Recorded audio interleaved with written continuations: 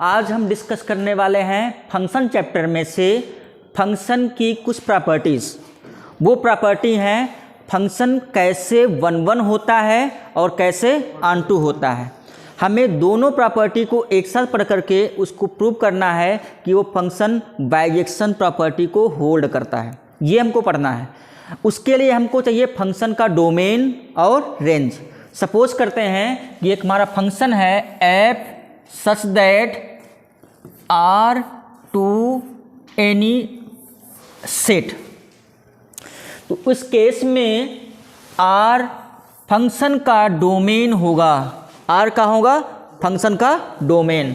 This is domain of the function F. Clear? जहाँ से start करेंगे, जहाँ के एलिमेंट सेलेक्ट करेंगे वो डोमेन होगा, और जहाँ पर उसकी इमेज जाएगी वो क्या होगा? रेंज। तो range of F equal is D. D equal is range of F. Clear? 1-1 onto prove करने के लिए हमको फंक्शन के डोमेन को डिस्टिंक्ट एलिमेंट लेंगे और हम ये शो करेंगे कि हर एक एलिमेंट के लिए वहाँ पर उसकी हर एक एलिमेंट के इमेज के लिए हर एक अलग अलग इमेज आ रही है। तो इसके लिए एग्जाम्पल लेना होगा। कोई भी एग्जाम्पल हम ले रहे हैं, दिखाएंगे। उसके लिए हमको एक तरीका होता है कि उसको डायग्राम की हेल्प से, सेट डायग्राम की हेल्प से उसको हम 1-1 ऑन टू दिखाएं। करते हैं। सपोज करते हैं हमारे पास एक फंक्शन डिफाइंड है दो डोमेन और रेंज सेट से। एक फंक्शन f है, इसका डोमेन a सपोज करते हैं और रेंज b। f डिफाइंड है a to b। Clear? a में कुछ एलिमेंट हैं, उन एलिमेंट को सपोज करते हैं a b c d हैं। रेंज में भी कुछ एलिमेंट होंगे, तभी तो उनको मैप कराएंगे।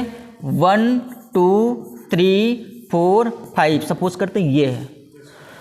अब हमको फंक्शन अगर डिफाइन करना होगा कि फंक्शन a से b के बीच f फंक्शन है कि नहीं है। अगर फंक्शन के लिए क्या होना चाहिए कि a का हर एक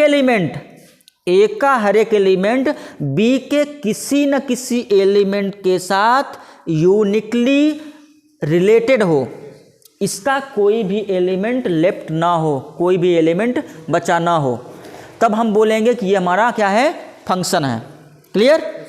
जैसे सपोज करते हैं a का रिलेशन 1 के साथ, b का रिलेशन 2 के साथ, इसका 3 के साथ, d का 5 के साथ। यहाँ के हर एक एलिमेंट का रिलेशन हो गया तो ये फंक्शन डिफाइंड हो जाएगा। कब नहीं होगा?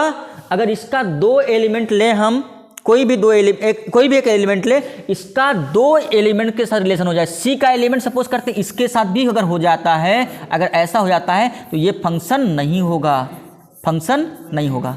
क्लियर? फंक्शन की डेफिनेशन, तब फंक्शन नहीं होगा। अब ये अगर फंक्शन है तो किस टाइप का फंक्शन है, कौन कौन सी प्रॉपर्टी होल्ड करता है, उन्हीं प्रॉपर्टी में से हमको चेक करना है 1-1 प्रॉपर्टी। क्लियर? चेक करते हैं। उसी सेट में आते हैं।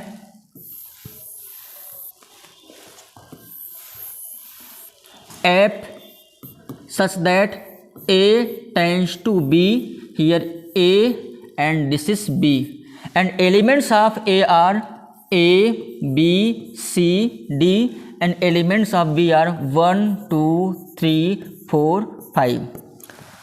if every element of a का हर एक एलिमेंट इसके किसी न किसी एलिमेंट से रिलेटेड हो और वो रिलेशन सिर्फ एक के साथ एक का ही हो, एक के साथ सिर्फ एक का हो, तब फंक्शन कैसा होगा? हमारा 1-1 होगा। सपोज करते हैं 1 का रिलेशन 5 के साथ हो गया, b का रिलेशन 4 के साथ, c का रिलेशन 1 के साथ और d का रिलेशन इनके साथ हो गया, तब ये फंक्शन हमारा कैसा होगा? 1-1 के साथ होगा। कैसे बन रहा है? f ऑफ a लेने पर क्या मिला हमको? 5। f ऑफ b लेने पर क्या मिला हमको? 4। f ऑफ c लेने पर क्या मिला हमको? 1 एंड f ऑफ d लेने पर 3। यहाँ पर हम देख पा रहे हैं कि a का एलिमेंट 5 आ रहा है और 5 किसी दूसरे का किसी भी एलिमेंट का इमेज नहीं है, इसलिए ये फंक्शन जो हमारा डिफाइंड है कैसा है? 1-1 है। ठीक है, ये हमारा बेसिक प्रॉपर्टी है। अगर हम किस प्रॉपर्टी में आएंगे, किसी क्वेश्चन की स्पेशल प्रॉपर्टी में, तब देखते हैं कैसे 1 1 होता है कि नहीं होता है। एक तो हमारा तरीका यह है कि डायरेक्ट मैपिंग करा कर दिखा दें। दूसरा तरीका यह है कि उसको डायग्राम की हेल्प से, ग्राफ की हेल्प से हम चेक कर सकते हैं कि कोई गिवन फंक्शन 1 1 है कि नहीं है। करते हैं क्वेश्चन लेकर के।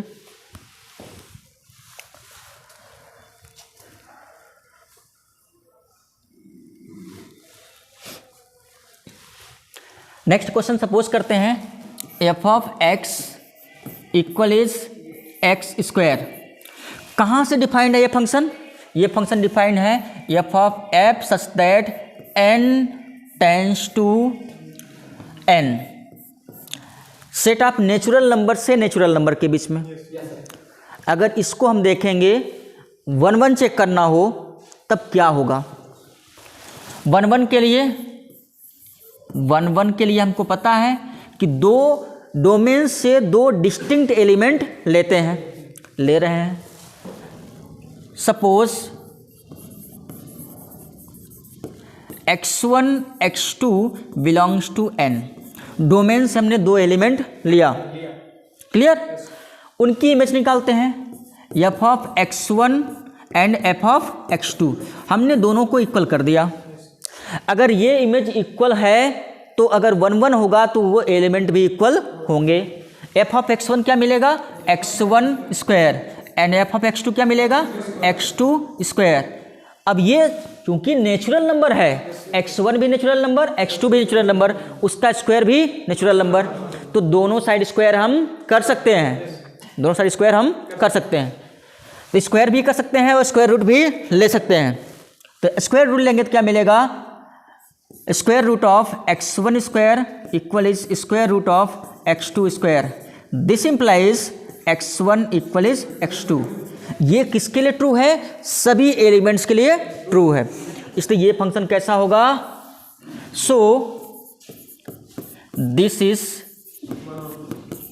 1 1। क्लियर? ये क्यों 1 1 हुआ? क्योंकि डोमेन हमारा ऐसा है। अगर डोमेन को चेंज करें, सेम क्वेश्चन रहने दें, सिर्फ क्या करें हम डोमेन को चेंज करें, तो देखते हैं कि क्या 1 1 हो पाता है कि नहीं हो पाता है। नेक्स्ट क्वेश्चन में लेकर चल रहे हैं। F of X equal is x square such that F define कर रहे हैं आर टू आर। हमने एफ को डिफाइन किया set of real number to set of real number. तब की केस में क्या होता है ये हमको देखना है। अब कोई भी दो रियल नंबर ले रहे हैं हम, suppose same property x1 x2 belongs to r। हमने डोमेन से दो एलिमेंट लिया। अब इनकी इमेज निकालते हैं। इमेज निकालेंगे क्या मिलेगा? f of x1 equal is f of x2।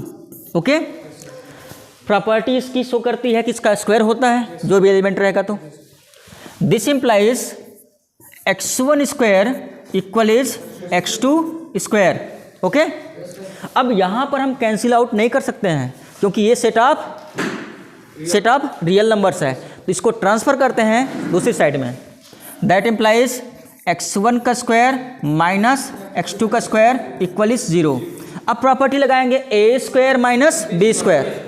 This implies x1 plus x2 into x1 minus x2 equal is 0। अब यहाँ पर दो केसेस बन रहे हैं। x1 minus x2 equal is 0 एक कैसे हुआ? व्हेन जब x1 minus x2 equal is 0, this implies x1 equal is x2। तब तो हो जाएगा x1 x2 के बराबर हो जाएगा। पर दूसरी कंडीशन को ले रहे हैं हम। जब x1 plus x2 equal is 0, तब की केस में क्या होगा? ट्रांसफर करते हैं। x1 equal is minus time of x2, और माइनस x2 r में बिलोंग कर रहा है। वहाँ पर minus x2 set of natural number था तो वहाँ पर बिलोंग नहीं करता, नेगेटिव नंबर नहीं आती, इसलिए वहाँ पर ये कंडीशन फेल होती थी। यहाँ पर ये बिलोंग करेगा तो एक कंडीशन से दिख रहा है कि x1 x2 के बराबर है, पर दूसरी कंडीशन में हमको मिल रहा है x1 equal is minus time of x2, तो ये फंक्शन हमारा कैसा होगा, 1 1 नहीं होगा। सो f of x equal is x square is not 1 1। Clear? अगर इसको ग्राफ की हेल्प से देखें, हम समझें कि ग्राफ की हेल्प से 1 1 कैसे नहीं हो रहा है, तो देखते हैं। ये हमारा फंक्शन था f of x equal is x square, defined था set of real number to set of real numbers. करते हैं, ग्राफ बनाते हैं।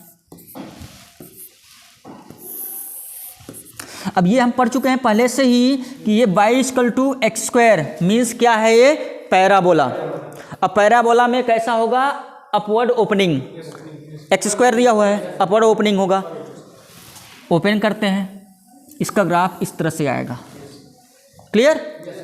अब 1 1 चेक करना हो, किसी फंक्शन का 1 1 चेक करना हो थ्रू द ग्राफ, हमें क्या करना होगा, हमें उसके डोमेन के पैरेलल यानी कि एक्स एक्सिस के पैरेलल एक लाइन ड्रॉ करनी होगी।